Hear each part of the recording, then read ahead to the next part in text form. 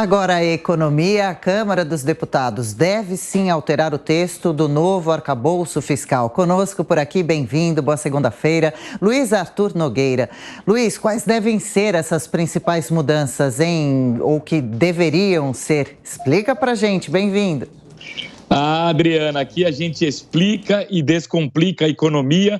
Bom dia a todos. O arcabouço é a aposta, do governo para retomar o crescimento econômico. Eu, aqui na Jovem Pan News, dei uma nota 5 para aquele primeiro texto enviado pelo Ministério da Fazenda. O Congresso deve melhorar esse texto, precisa melhorar esse texto, para a gente ter um texto nota 6, nota 7. Por exemplo, adotar uma punição em caso de descumprimento das metas fiscais. Não faz sentido você ter uma regra com uma meta, e se você não cumpre a meta, nada acontece, não faz sentido. É importante também que o Congresso exija do governo maior rigor no controle de gastos e menos foco nas receitas. A tramitação envolve uma série de dúvidas, porque o governo claramente não tem uma base sólida para aprovar projetos. A gente viu isso na semana passada com o adiamento da votação daquele projeto de lei da fake news, da censura, mostrou que o governo de fato não tem maioria.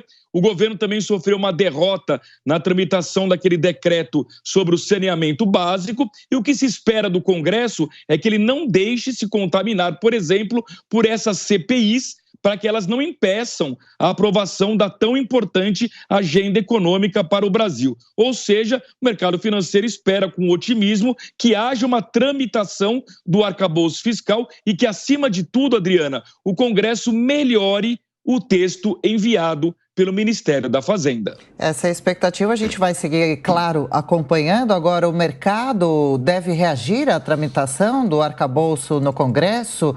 Luiz, de qual forma?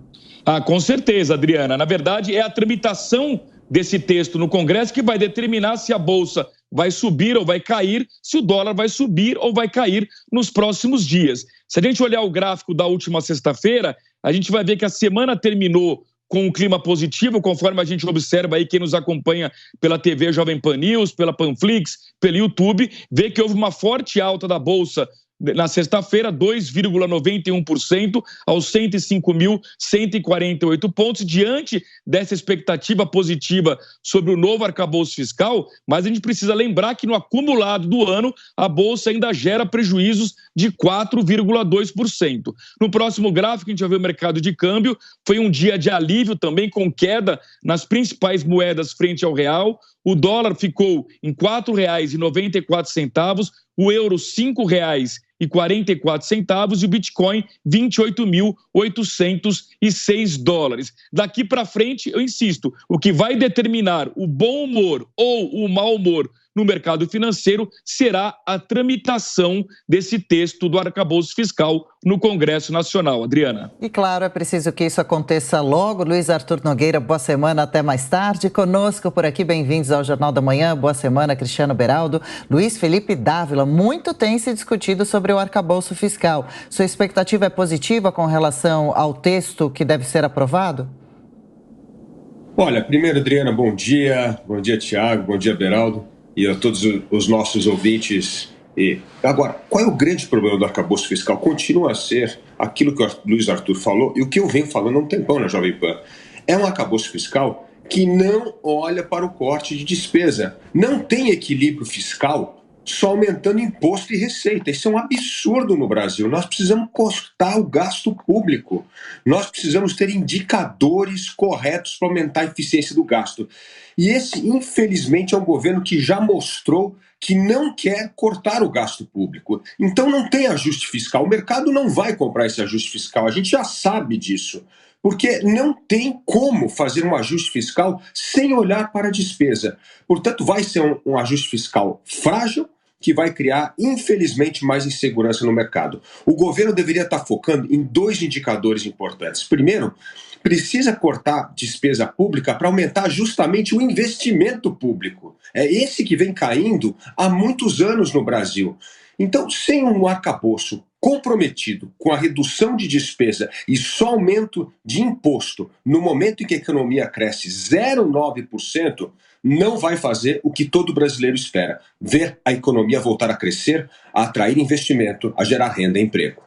Ô Beraldo, é que o Luiz Arthur Nogueira sempre fala, né? Se o Congresso Nacional mudar o arcabouço para melhor, aí obviamente isso é válido, mas de qualquer forma as alterações vão provocar uma demora maior na tramitação, né? Pois é, bom dia Adriana, Tiago, Dávila, todos que nos ouvem e assistem. Olha, a fala do Nogueira, ela simboliza o que o Brasil se acostumou a esperar do Congresso, das políticas econômicas, né? A gente vai passar de uma nota 5 para uma nota 6, talvez 7. É o Brasil medíocre, a gente se acostumando a passar por média, quando, na verdade, o que o Brasil precisa é ir atrás do 10.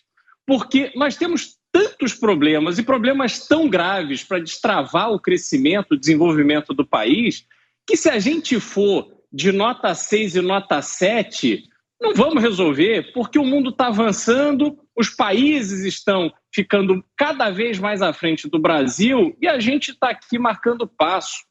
O Congresso precisa fazer um trabalho essencial, não é para a gente resolver o problema fiscal do Brasil, mas para a gente preservar um mínimo de credibilidade nacional e internacional. Porque imagina ter uma regra fiscal que, caso você descumpra, não há punição. É só na cabeça do governo do PT que isso é algo razoável, aceitável. Quer dizer, é uma cara de pau, inclusive, apresentar isso ao Congresso e à sociedade brasileira.